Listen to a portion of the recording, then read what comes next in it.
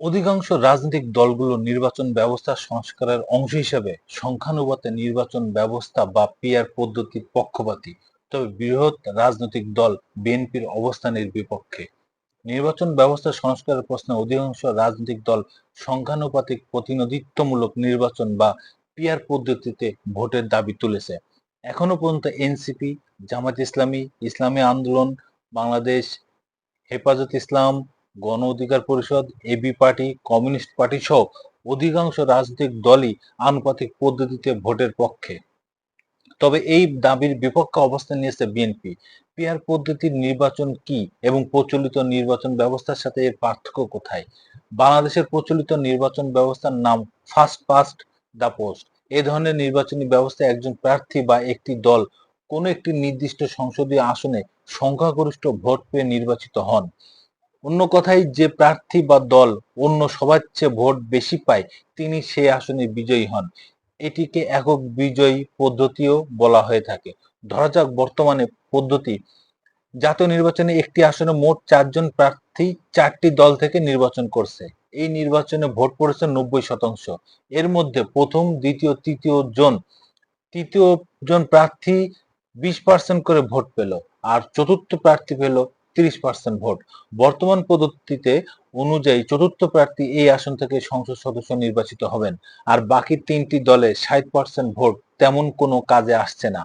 এই ব্যবস্থায় বাকি ৩টি দলের ৬০% ভোট সেই সংসদীয় আসনে তেমন কোনো কাজে আসছে না। একইভাবে সারা দেশের অন্তত ২৯০টি সংসদীয় আসনে যদি একই হারে ভোট পেয়ে চতুর্থ দলটির প্রার্থীরা জয়লাভ করেন, তাহলে মাত্র ৩০% ভোট নিয়ে তারা সরকার গঠন সহ একচ্ছত্র আধিপত্য বিস্তার করবে। অথচ বাকি ৩ দল মিলে ৬০% ভোট পেলেও তাদের কোনো প্রতিনিধিত্ব থাকলো না সংসদে। এতে সংসদে প্রতিনিধিত্বমূলক অংশগ্রহণ থাকে না। আর সংখ্যানুপাতিক পদ্ধতিতে নির্বাচন হলে ভোটের আগে প্রতিটি দল ক্রমভিত্তিতে প্রার্থী তালিকা প্রকাশ করবে। প্রতিটি রাজনৈতিক দল তার সব আসনের প্রাপ্ত ভোটের হার যোগ করার পর সেই অনুসারে আসন সংখ্যা পাবে। উদাহরণস্বরূপ, যদি একটি দল মোট ভোটারের ৩০% ভোট পায় এবং মোট আসন সংখ্যা যদি ৩০০টি হয়, তবে সেই দল ৯০টি আসন পেতে পারে সংসদে। এক জরিপে দেখা গেছে, বিশ্বের ১৭০টি দেশের মধ্যে ৯১টি দেশেই পিআর পদ্ধতিতে নির্বাচন ব্যবস্থা চালু রয়েছে। দক্ষিণ এশিয়ার ২টি দেশ, ইউরোপ সহ উন্নত বিশ্বের অনেক দেশেই আনুপাতিক পদ্ধতিতেও ভোট অনুষ্ঠিত হয়ে আসছে। পিআর পদ্ধতির পক্ষে থাকা দলগুলোর যুক্তি এটি, ভোটের প্রতিফলনকে আরো ন্যায্য করে এবং ছোট দলগুলোর প্রতিনিধিত্ব বাড়ায় সংসদে।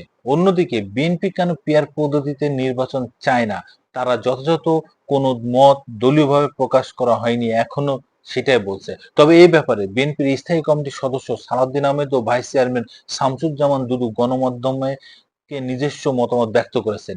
বিএনপির স্থায়ী কমিটির সদস্য সালাউদ্দিন আহমেদ বলেন, বাংলাদেশের প্রেক্ষাপটে পিআর পদ্ধতিতে নির্বাচন সম্ভব নয়। এটি একটি জটিল প্রক্রিয়া। বাংলাদেশের বাস্তবতায় আনুমানিক হারে নির্বাচনের কোনো ইতিহাস নেই।